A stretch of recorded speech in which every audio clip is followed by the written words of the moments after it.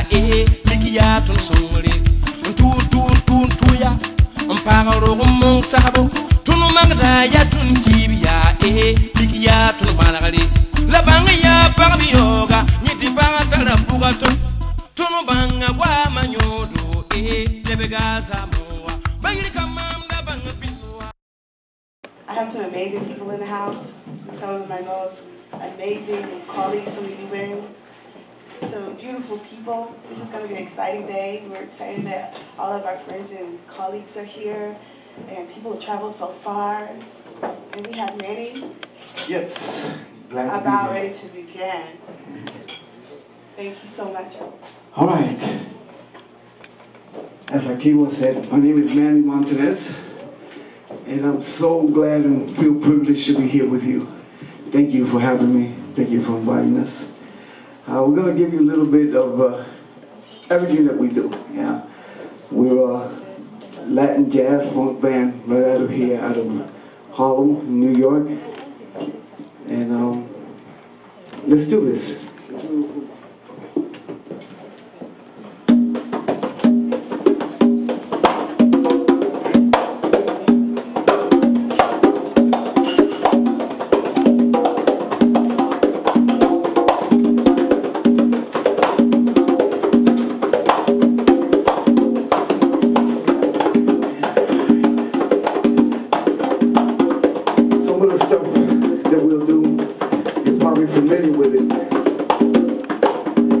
A mí me dijeron que en Burkina Faso está la influencia de los cubanos. Yo me crié tocando la música cubana aquí en Nueva York.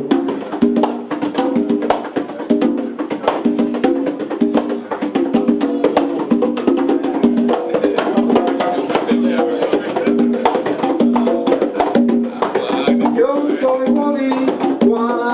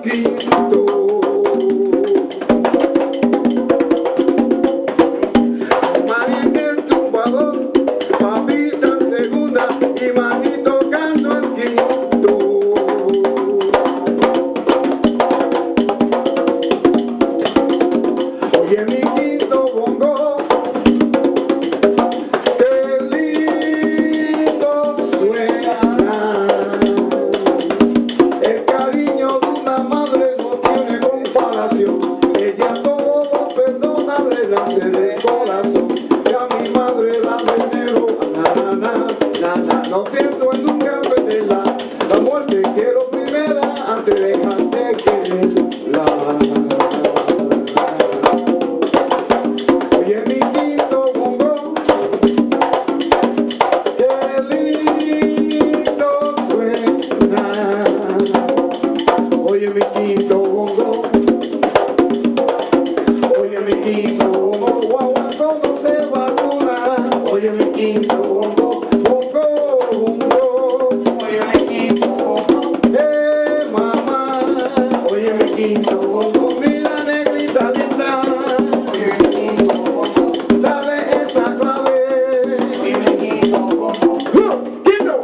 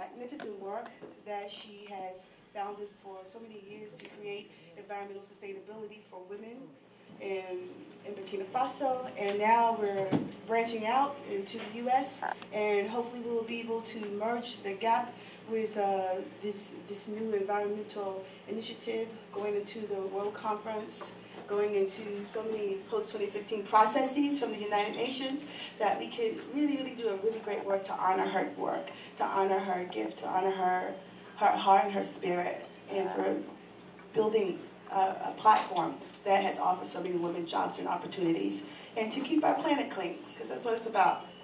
We're here because we need to think about keeping our planet clean. How to keep our planet clean, because we are the stewards of the planet. If we don't take care of the planet, then the responsibility is on who? We're going to pass it to our offspring, our generations to come. So we got to do something right now, because our planet is in danger. So thank you, Madame Zongo. I appreciate you. I love the work that you do, and I'm so honored to be here today. Round of applause to Madame Zongo. Now we have, we're going to open up with one of our Youth Peace Ambassadors, Tirza. She wrote a special poem called Look Outside. Tirza, to the front, please.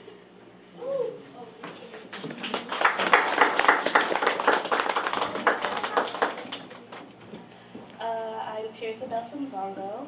I'm a Human Effect Youth Peace Ambassador. And I wrote a poem, sort of last minute, and it's called Look Outside. Look outside to the trees, watch the flowers in the breeze. Things won't be like this in a year or two, if polluting is all we do. Seize the night, seize the day, things will always be this way. Thousands of people are dying, in the night you hear children crying. Let's stop the war, our people are torn, the world can't help itself. Who cares about your wealth? Help me to help you, show the world what you can do. Thank you. So what we've done is that we have a donor that donated some wonderful gifts. And in the back, it's a silent auction. If you're interested in making a bid on those items in the back, they're really nice gifts. We have the Mophie Mini Mobile Battery Pack. We have the Logitech Wireless Keyboard. We have the Sony Bluetooth SRS Wireless X3 speaker. We have an LG G Watch. And we have 5 beginners or intermediate private yoga sessions. Here's the form. All right, I'm going to have one of our Youth Peace Ambassadors to pass out the form if you're interested in making a bid for any of those items. All right, thank you so much. We're going to move on to the next.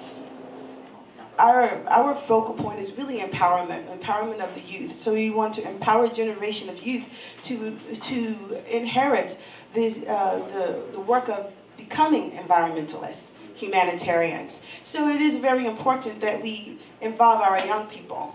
And it's very important that they understand that they're inheriting this great work. So we want to always encourage the youth involvement. And that's why Human Effect is very excited to work with the fena, Women's Environmental Sanitation Association, because we really, really like to motivate the young people to be involved and to understand the importance of their involvement in this movement. Now we're going to move on to our wonderful, wonderful panel. We have an amazing panel here today. I'm going to go through the names of our panelists. So the topic of the panel today is women and the environment. We have our special guest panelist, Ambassador Crispin Gregoire. Crispin, show him. There we go, thank you. We have Dr. Marie Ume. We have the Honorable Frank Wellington James. And we have Assistant Commissioner Steve Young. And definitely we have Madame Zongo, who's here to bring forward the message that is realistic to the topic today. And remember, today we are discussing women and the environment. Women and the environment. So we're going to start with the presentation from Ambassador Crispin Gregoire. I'm going to pass the microphone over to you. Steve, could you pass the mic to, and And after we finish the panel discussion, we will be open for an interactive dialogue for the audience. Any questions that you have, because these are some people that I've worked with at the UN for over the last 10 years. Excited to hear your presentation. Thank you. Okay. Good afternoon. It's a pleasure to be here. Thank you, Madam Chairperson. I'd like to recognize Madam Maria Zongo and my fellow panelists here, distinguished guests and ladies and gentlemen. I am indeed honored to be present here today to participate in this panel and also to recognize the important work that the Women's Environment and Sanitation Association of Burkina Faso is doing.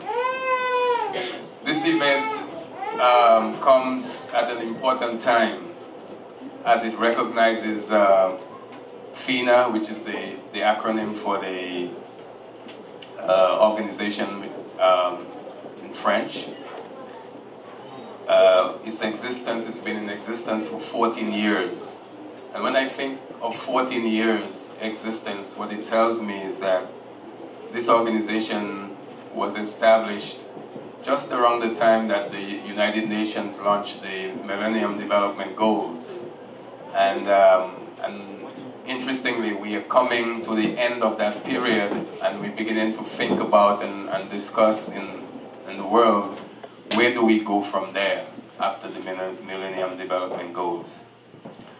I know that fena has been active in that 14 years, trying to address poverty, alleviation, attacking illiteracy, building awareness of women and girls to environmental preservation, and the importance of clean environments for healthy living.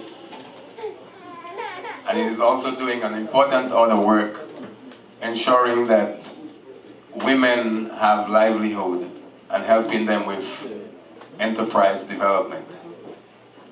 So I want to salute the efforts that your organization, Madam, has been doing, and which is going to become even more important in the coming years. I've never been to Burkina Faso, although I've been to some of your neighboring countries like Ghana and well, I know you don't have a border with Nigeria, but it's in that region. I lived in Nigeria for 6 years, so I'm very familiar with the context of your country. I always wanted to go to Ouagadougou, to the FESPACO, but never did get a chance to go. But I hope that I will get a chance sometime to come to your country. Burkina Faso is a country in transition. It's also a country that has had a turbulent history from independence to now. I followed your political development. At one time I was very encouraged by one of your leaders, the late Mr. Sankara, and you know, we've come full circle. You've had last year an uprising that changed the government. So your country is moving, and people are beginning to realize that they have to take things into their own hands and hold governments to be accountable. I'm not going to go into the political side of your country because I don't know enough, but I will say that I am aware a lot about your development challenges. And when I was looking at what UNICEF is saying about your country, they mentioned 3 things which I think I would like to dwell on.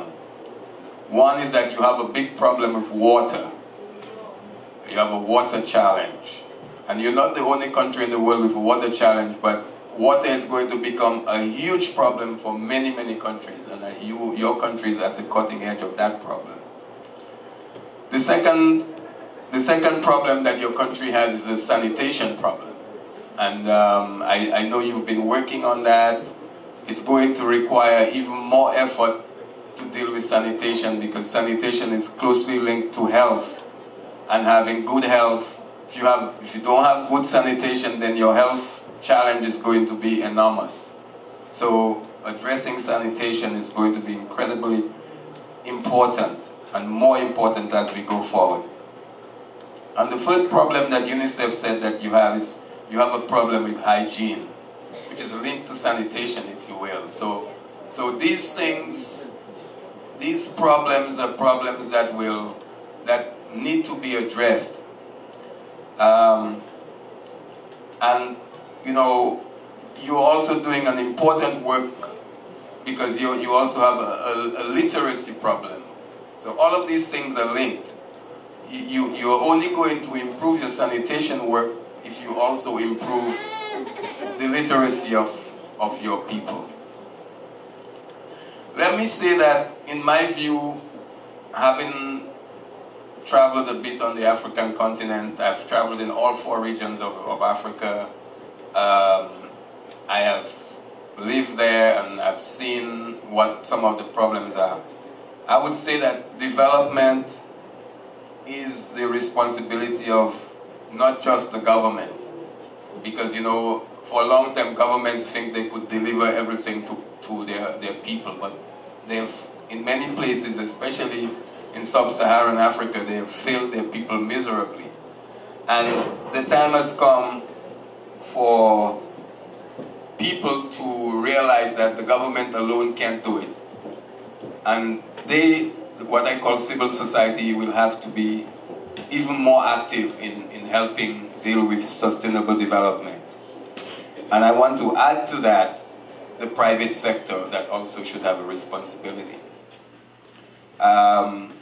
In some of the African countries, the private sector is still very weak, and civil society is still very weak. So that has allowed governments to do things without being accountable. And I think now there's a brilliant opportunity, given the transition that is now underway in Burkina Faso, for civil society to demand more accountability. And it is when you get that more accountability that you will end up having better sanitation, better coordination of efforts, so that organizations like yours can work with the government, can work with private sector, work with other organizations, join with the international community to help. Because when I think of the Millennium Development Goals, Burkina Faso is way at the bottom. It really is one of the countries that needs the world's attention.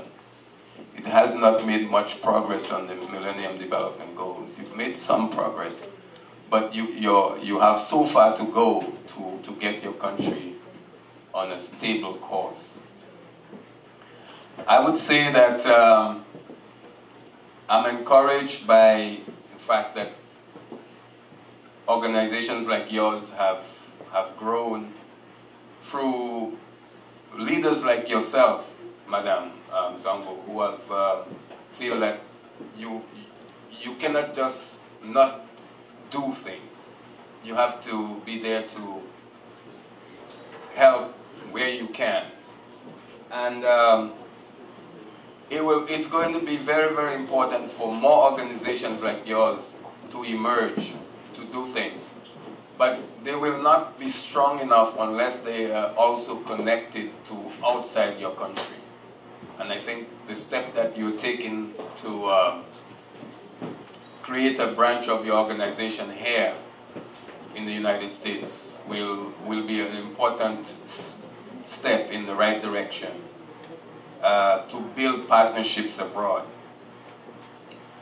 I should also say that I think that political stability is going to be very important to Burkina Faso's future.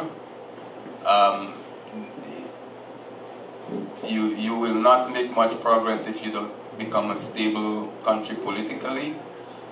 I have a lot of faith in the Burkina people, and I believe that they will demand greater accountability from whatever political arrangements emerge after this interim phase that you're in. I won't be too long, but I just want to say a few more things about your organization, what I think will be important for it as we go forward. first of all, it must become an institution. It must become an organization that will function with or without you. That is, you know, a lot of my work in Africa was around non-governmental organizations and making sure that they became institutions. Because a lot of times, you know, these non-governmental organizations, NGOs, they were formed by a visionary leader like yourself, but then when that person wasn't there, the organization failed to go forward, it failed to grow. So when it becomes an institution, it means that you have created something that will live beyond you. And so it's to make it that institution. Second, I think it's very important to continue that environment preservation programming that you're doing. And as the chairperson said before, without an environment, our countries are in peril.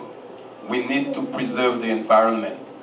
And women play an important role in preserving the environment, because they want to ensure that the environment is there for their children.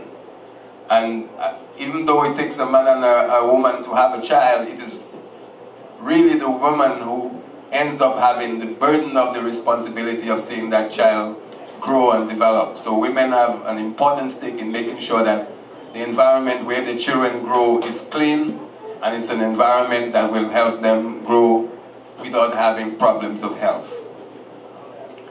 Third thing is that important for your organization to have a plan, and I would say at least a 5-year plan, so that you're planning not just for 1 year, but you're planning for 5 years in the future. And then lastly, it's important to build these partnerships with organizations outside your country. I said that before. That will become very important because you want resources. And when I think about resources, I'm not just thinking of money, but I'm thinking of human resources, material resources, and money, all three of them combined. So you want to get all three of those things. So that is where I think I will stop, but I just want to say that I'm very honored to be part of this, and I want to salute your organization and hope that you will continue to do the very good work you're doing. Thank you. Thank you so much, Thank you.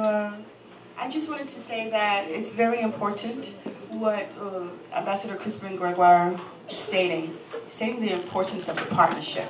You look into MDGs, stating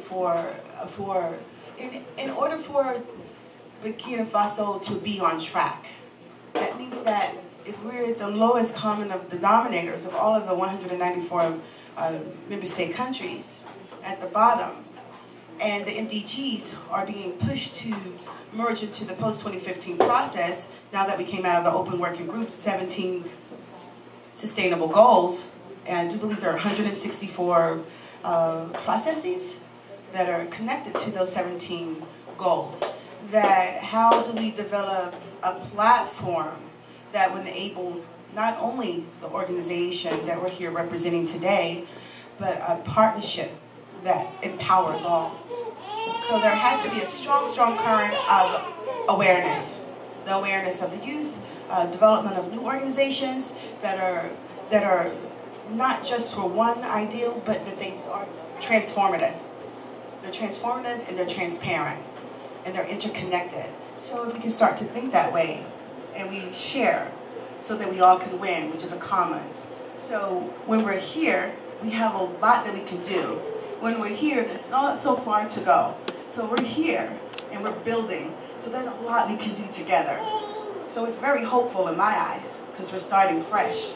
So let's start fresh and be encouraging and get everyone involved and all the ideals to be very, very active and to be very permeating through all of the needs and all of the wants and all the hopes and all the desires so that we can build the future that we want, which is the outcome document from Rio +20, the future we want, which where all of this is piloting from for the post-2015 process. So thank you, Crispin and Gregoire. I really appreciate the words that you gave us today. going to move on forward to our next special guest speaker, and that is my dear, dear friend, Dr. Marie Omé. Thank you. The floor is yours. Good afternoon, distinguished guests, ladies and gentlemen, students. I'd like to take this opportunity to thank the NGO Human Effect and its president, Mrs. Zango, for having and organizing this event. I would like to talk about a very good project that started in Benin and is now in Nigeria and other parts of Africa on the topic Women and the Environment. The name of this project is the Songhai Benin Nigeria Aquaponics and Hydroponics Project. I lived in Nigeria in the 80s with my family, and like many places in rural Africa, we had problems in the villages. For example, yes, we used well water. We didn't have tap water like in the urban areas.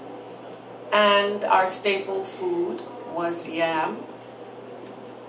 But in the last few years, Nigeria has adopted a wonderful program called aquaponics and hydroponics, where we have moved to a more scientific method of agricultural farming and getting water to our families. Water technology projects are very important in African regions to promote health and prevent diseases. I was telling a friend of mine, Dr. Rice, that an article said, and it was by a medical doctor in Africa, that one of the primary reasons for the Ebola breakout in West Africa was a problem of a lack of water and a lack of hygiene. And I will quote from another friend of mine in one of her books where she pointed out that water is the source of all life. I just want to give you a short synopsis of this aquaponics, hydroponics project and how it works. It works in tanks or ponds with fish.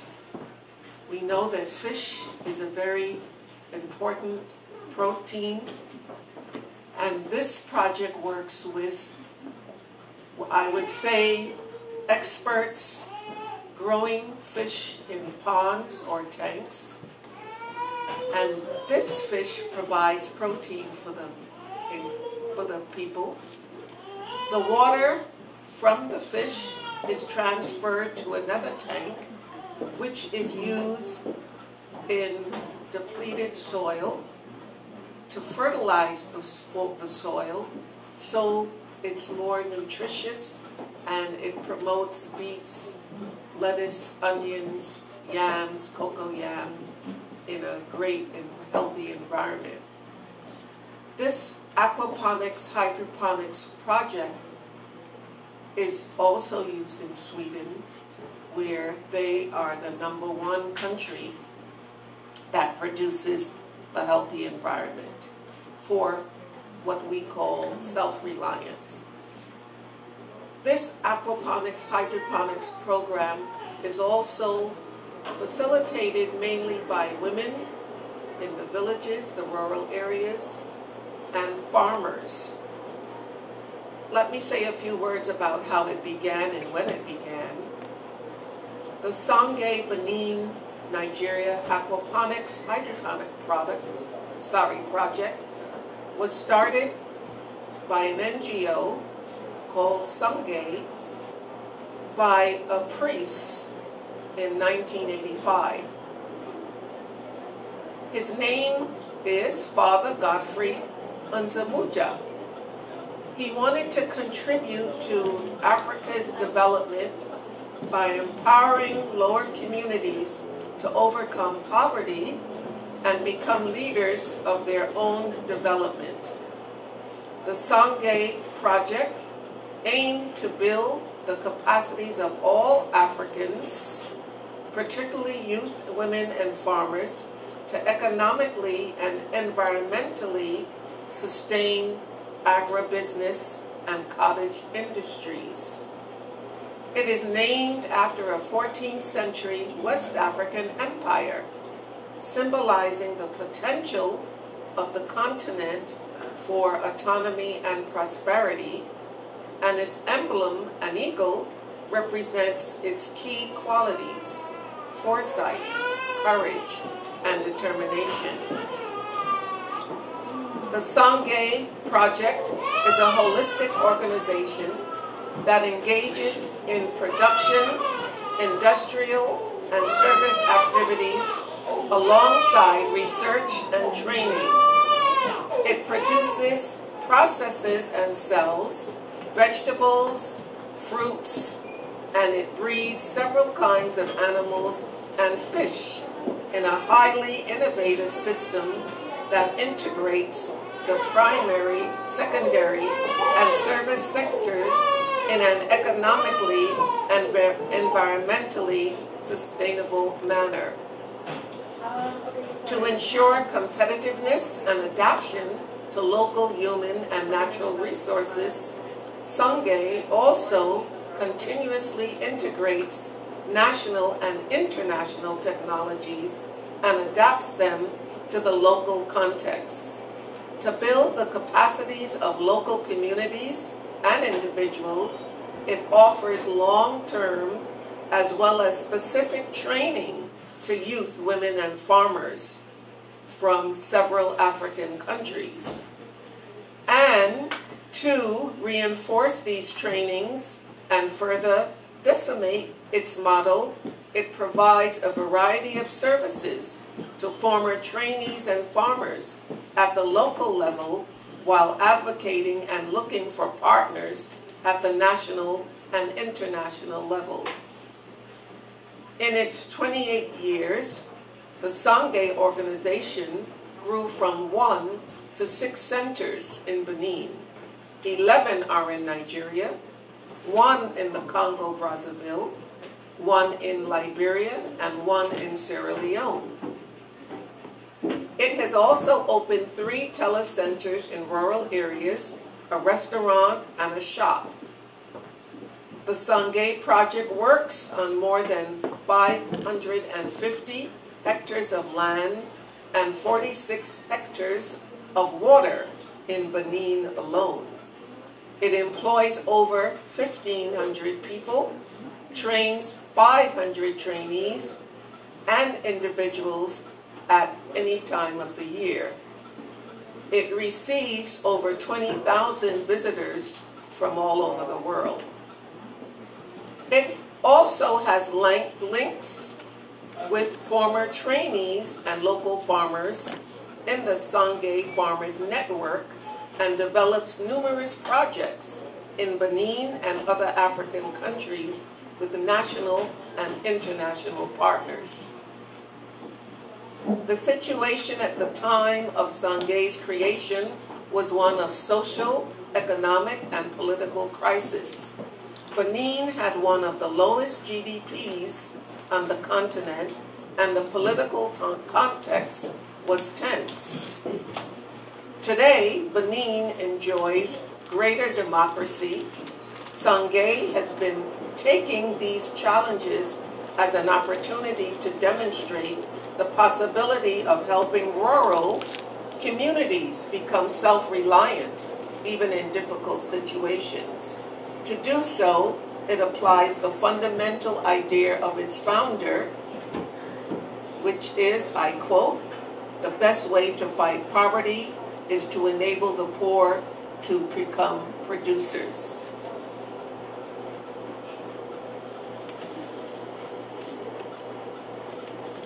When the Sangay project began, Benin's economy was controlled by a Marxist government. But now, since 1991, Benin's political environment has been more democratic and also particularly favorable to agriculture, which the government considers a priority as indicated in its strategic plan for agriculture sector recovery and the national plan for investment in agriculture for 2000 to 2015, according to the UN's MDGs. Now, its second goal was to ensure competitiveness and market access for agricultural products by promoting agricultural subsectors. The PSRSA intervention, along with the Sangay, aquaponics, and hydroponics projects, emphasized professionalism and hard work, and today this project is replicated in many African countries with the hope of flourishing more. Thank you very much. Thank you, Dr. LeMay. I just wanted to make a couple of comments. Is that we have a hydroponics initiative in Chicago, right outside of Chicago. Partnership goal has something very, very important in it that we overlook, and it is for trade, world trade, and how we trade. So it's very important as we begin to think about trading in our crops that make sure that not only are we procuring, we're growing, but that we're also benefiting, and that those crops are benefiting our peoples. So this is a very, very important area, and as we're speaking of food, as we're speaking of trading, as we're speaking of bartering, whatever types of traditional systems, how to make sure that these systems are available for the people, and that they grow the food, and they eat the food, and they can trade their surplus to make a profit off the surplus. So these are different negotiation processes that would be very important for a landlocked country such as Burkina Faso to begin to think about in organizations, to establish those organizations, to negotiate those terms as we move towards the post-2015 process. So thank you. I just wanted to share those words with you. All right, we'll move on to our next speaker. Is Honorable Frank Wellington James, a very, very good friend of mine. He is a well-known painter, an artist, a writer, and he will be speaking on how we utilize the arts as a merging gap for bringing awareness for women and the environment. Thank you. Good afternoon. I heard such great, Dr. Fantastic. That presentation you did was excellent. Not only excellent, it bring back memories how my grandmother was a farmer. That my grandmother, who lived in the South, who farmed and didn't have the tools, but had the mind to feed us. And what you laid out was what she did as a black woman suffering to feed 7 kids. That is an excellent. If you take that, what you gave, and you take it back to the country and empower black women who love children, they can do miracles with just that. I came here and I'm not prepared. I'm listening to all these great speakers, and today is a special day for me because it's Malcolm X's birthday. And the reason why it's so special to me because I was there when he got shot at the Audubon Ballroom. I was in the Nation of Islam under the teaching of the Honorable Elijah Muhammad. Malcolm brought me into the temple, and I went out with Malcolm, and he performed OAU.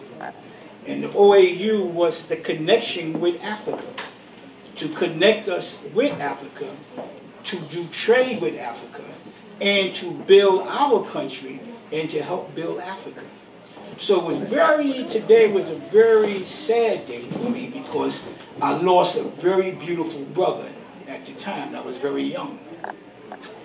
I'm listening. I don't know too much about the UN and all of the statement, all of the policies, but I do know that we need help. All of Africa needs help. Not only just one country, all of Africa, but not only Africa, but people in African descent that's born here in America need help. Our children is not being taught in school about where they came from. Our young girls is out in the street, don't know anything. All they know is about hip-hop, but don't know anything about education. Don't know anything about the motherland. Don't even want to go to school. But not only here, but you have it all around the world the same way. Somebody asked me the question, how do you use your art to educate people who is poor, who don't know anything about? Well, I've looked around this neighborhood, and growing up in Harlem, I never left. I see women, 80 and 90 years old in the street, being evicted from their home and being evicted from society, that gave their whole life to this country, and they're living in poverty and living in the streets of America. But not only living in the streets of America, but when I look at Africa, the whole continent, we have young women and older women living the same way. So we have the same problem, and we have the same enemy who is destroying us day by day. But I thank God for this panel, this educational panel that's been to Africa and doing research to help Africa to pull out of this genocide that is upon us. Africa is a beautiful continent. I've never been to Africa, but I read so much about Africa. I read a book a long time ago by Louis E. Lomax. And the book really encouraged me, because I think I was in maybe the 12th grade when I read the book, and I met the young man, the man who wrote the book. For me, back in them days, we didn't know anything about Africa. The only thing we knew about Africa was Tarzan. When they put in our mind that Africa was nothing. And believe it or not, not only Africa, they put in our mind that the Indians was our enemy. It took me years to believe who my real enemy is. When I walk the streets of Harlem now, and I see young boys on the street with their pants down, I see young girls prostituting themselves, and I see men who gave their life to this country, but went to the war, and they're living in poverty, living on the streets with no place to go. Then I think about how is my brothers and sisters in Africa, how they living. If we live in this way, how are they living in Africa? I don't see that much different in some of the countries. I've been to Haiti, and poverty in Haiti is you can't imagine the poverty in Haiti. But we don't have to go to Haiti and realize there's poverty. All we have to do is go to New Orleans. So I use my art to dramatize and to make the world awareness of what's going around the world. I have a booklet that come out about women and men who live in Harlem, who live in the streets of Harlem. And I distribute this all the way out. Everywhere I go, I distribute it. I also have another pamphlet on Malcolm X, The Bullet of the Ballot. We as artists, we must express ourselves. We must tell the world what's going on, because our young people need to know what's going on. Elders, we can tell them, but they need to know what's going on through the arts.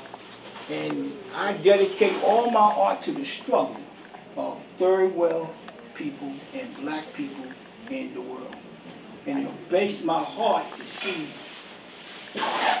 man-made viruses in Africa. And because we don't have the facilities, health facilities, water, to fight this virus, and they try to bring it over here, and it didn't work.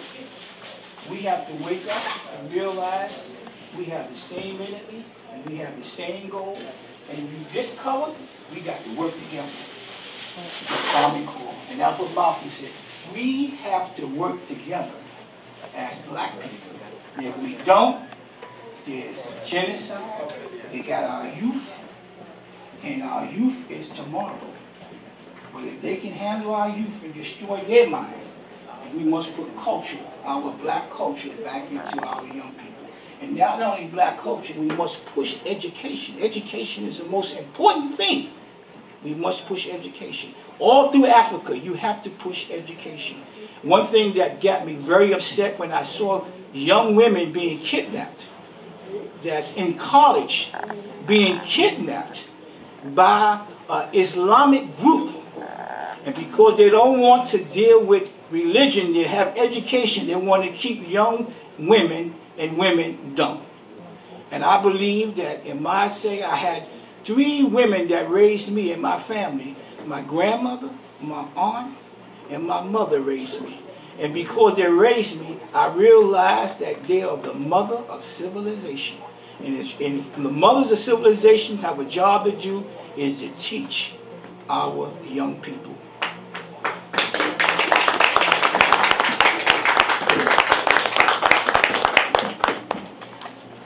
Thank you, Brother James. I just wanted to offer a little bit. I'm an artist, first and foremost. I studied art in university, and I ended up at the UN for some reason. Basically, I worked in Hollywood in the studios for quite some time. And I kind of figured out that there was nothing in the arts that was based on a humanitarian foundation like I was trained by the professors and the teachers my entire life growing up. So I began to work in the UN to see how to merge humanities, and art and humanities, because it's extremely important. It's being removed out of the schools, it's being removed out of the learning processes, where naturally all of us are children of African descent, indigenous peoples. We preserve our identity through the arts. The language is an art. Music, dance, our regalia, our food, all the arts, our artwork, poetry. So in every presentation or event that I can be a part of, we always like to merge in the area of art. This is why we have the amazing band. This is why we bring the children up to speak, to dance. We do all that we can. So I've been working with Brother James for 10, 13 years, and we've directed, done a lot of work together. He's an amazing artist. He has a collection of art that really tells a story of Harlem that is fading very fast. So I just wanted to state that art is important, because art is not only just music, dance, it's also science. It's also athletics, the art of science. How I studied, we had to learn 5 expert mechanisms of science. So I learned biology, environment, psychology, and there's some other creative forms of science. Communications, we had to learn the art of dance, music, writing, home economics, which is a lost art form. Many things. So the art and humanities are extremely important. And so, especially for the young women. And the organization is, what Madame Zongo is doing is a form of art and humanities. Bringing the humanity back into caring for nature. Bringing back the humanity in cleaning up and seeing the beauty of our landscape. Planting a tree. Making the front yard very beautiful. Cleaning up the garbage off the street. I was out of the country once, and it's a very short story and we'll move on. And they went into build sustainable housing. And they moved these people out of the unsuitable housing that they were living in. They had those folks build sustainable housing that was indigenous to their territory. And when they moved them into the new homes, their whole personality changed. The way they lived, the way they communicated. They were excited about life again. So the environment that we live in is extremely important. And how we relate to one another, how we treat one another, how we consciously think about ourselves. So beauty in our environment is extremely important. And also in our environment, we always have the arts. A garden is artistic. It's an artistic work. It's putting our hands in the soil and growing something. So thank you, Brother James. Thank you, Honorable Frank James. I appreciate your offering. We're going to move on to our 4th speaker, one of my colleagues and dear friends, our Assistant Commissioner of Health and Human Services, And this is the Honorable Steve Young. Thank you, Steve. First, I want to say, give an honor to God and Madam President Marina Zongo and the panelists here. This is a very interesting subject, women and environment, because women make up the earth.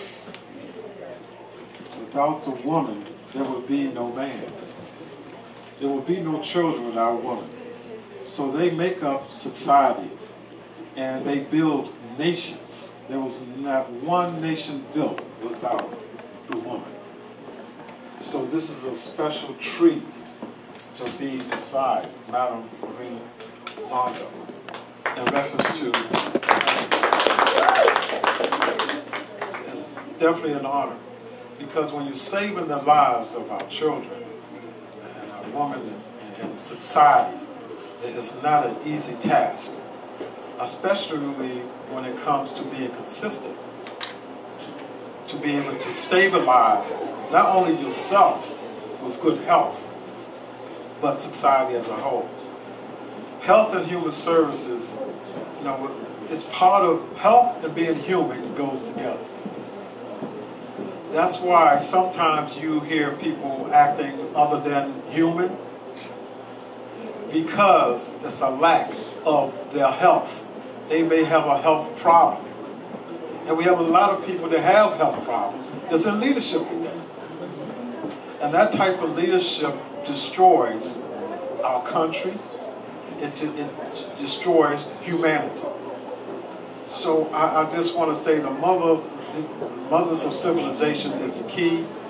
I visited Ghana, West Africa, and was able to see people daily with the electric going on for 8 hours, sometimes 3 days out of a week, in one part of the town.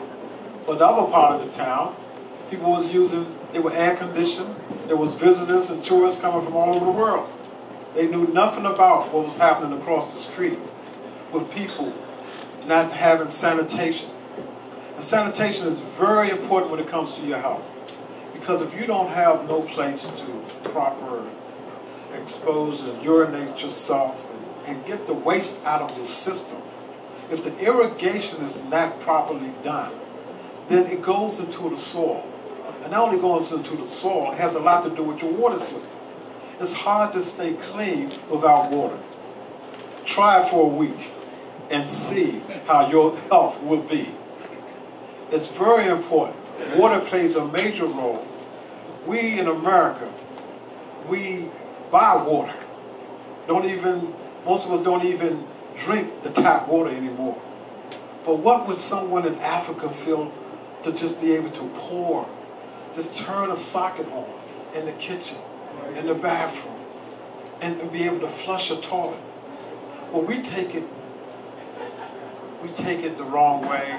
We waste a lot in America. If we could just save just a drop of those waters alone in one neighborhood, we would be able to save half of Africa. That's how much waste we have. And the stability in these countries is not by design. It's hard to have a stabilized country in Africa, and mainly because of the resources. The rich resources of gold and the land. People come from all over for Ivory. They suck up the land, and they don't give nothing back. And when they do give it back, the leadership controls the monies.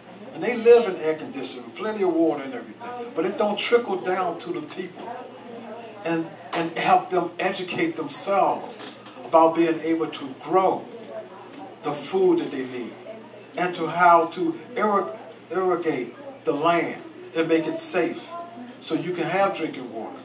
There are solutions to this, but we have to hold accountable the nations that's rich, like America, like China, like Russia, the richest of those other countries. We must have a partnership to help Africa, because you can see the example of Ebola without the proper irrigation of the water system. This is how it basically originated, from the water system not being pure and irrigated and not having the resources to be able to drink good water. This is what happens. And the result of that, we had a virus going all throughout the world. So if you don't solve the problems and the issues of the woman being able to rear their children in a healthy way, you can actually destroy the entire world. That's how important this is today. So we must hold those that take, and we call them bloodsuckers of our countries, to take out the richness of it and not bring nothing back. I guarantee you, if these countries was at this point was able to irrigate their own gold out their cities and had the proper tools to do so, there would be roads going through to where the gold is. There will be streets paved almost like gold. There will be an irrigation system like you never heard of before. We have plenty of water, but getting it to the people that need it for their health is a major problem. Getting water. In Ghana, when I was there, I had to see people boil water after they get it, and then they had to save the water to wash up. I had to do that myself while I was there. We had to purify the water and heat the water. When the electric go off, there's no hot water. And some people have experienced that here in America from the storms and the hurricanes and the snow. When the electric go out, there's no hot water. So just think living like that on a daily basis, and children and mothers living like that on a daily basis. So we cannot continue to waste like we do. We must help one another. In order to help one another, that's what leads to world peace. And just like some of the colleagues have actually said, you know, the poor must become producers. In other words, if you're going to take the richest out of the countries, then you must help them produce for themselves. Leave something back. Train them. Educate them. So they can, that's the only way you can stabilize a country. Right here in America, it's hard to stabilize black communities. Mainly because the poor in urban communities are not being stabilized by being able to produce and have their own businesses. So they can hire who they want. And they can share the wealth within themselves because the money circulates in their community and not just leave. And this must happen in Africa and all over the world. These are solutions, and we must leave a legacy to our youth. If our youth don't see a future, and they don't see no way out of this, then they give up. They don't want to go to school. They don't want to be educated because they see from you what have it gotten them. It has gotten them to be able to go and beg and go and be enslaved again because we didn't pass the torch to leave a legacy to our young people. But as you see today, they are uprising all over the world at this point. Young people, our youth, and they're uprising for a reason. And they want to be educated in how to survive and having the resources to produce for themselves. That's the basics for community development in every community throughout the world. So I just want to say it's a pleasure to be here and be amongst you all today. And we must continue to educate and teach one another what we know. You don't get knowledge to share, to hold within yourself. It must be, you get the knowledge to serve one another and teach one another. So let's continue to do that. And before I leave, I just want to say, you know, we all should stand and give Madam President Marina Zongo a stand of applause for her work.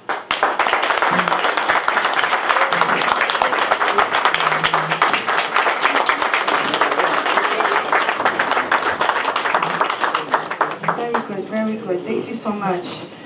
Those are our four panelists for today.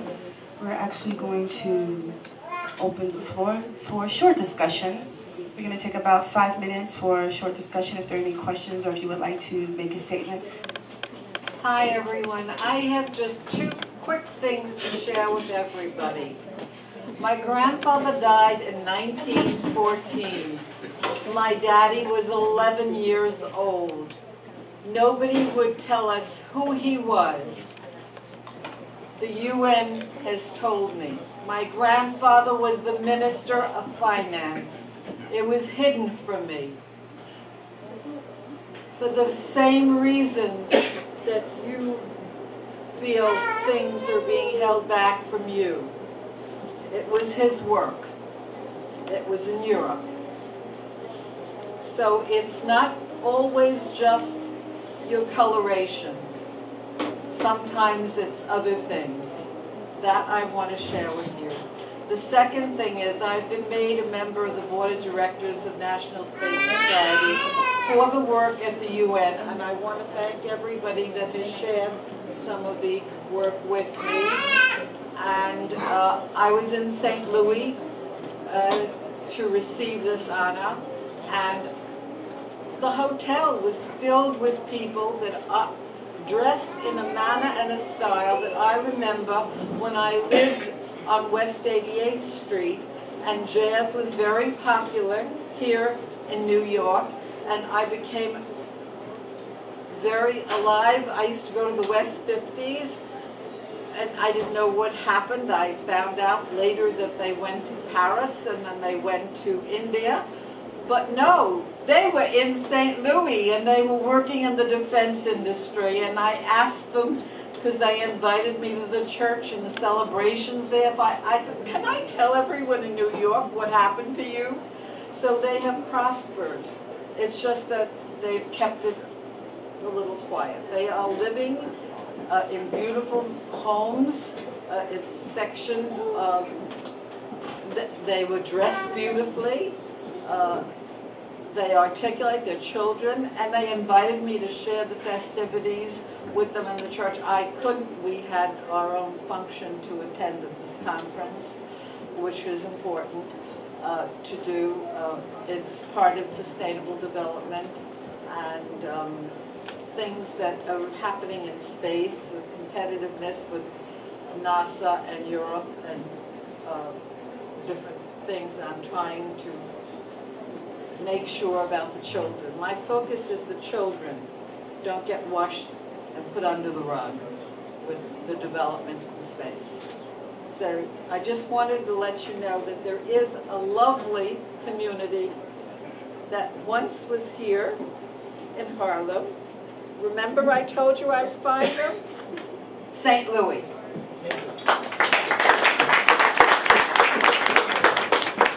Myrna is being very nice. She works really hard at the UN, and very, very hard at the UN, and she does fight very hard for the children, and has brought to the awareness of the, dare I say, the number of children living in poverty and without homes. There's 8.4 billion children on the planet. And actually, Shania actually made the statement on the floor about a year ago. How do we build a platform that would sustain the children? Over 8.4 billion children living without parents, living in orphanages, refugee camps, street children, without guidance. That's a lot of children, and most of the children are our children. They're indigenous children, they're African children. So when we say steward the future, it is the children. So that is some of the work that I work specifically with Myrna on at the UN about families. It's a scary number. We don't hear that number very often. Would anyone else like to make a comment before we move on to our lovely band? No one else? All right. All right, so we have seen about 10-15 minutes. Just grab a nice plate of food and come sit back down, and we're going to enjoy the rest of the program.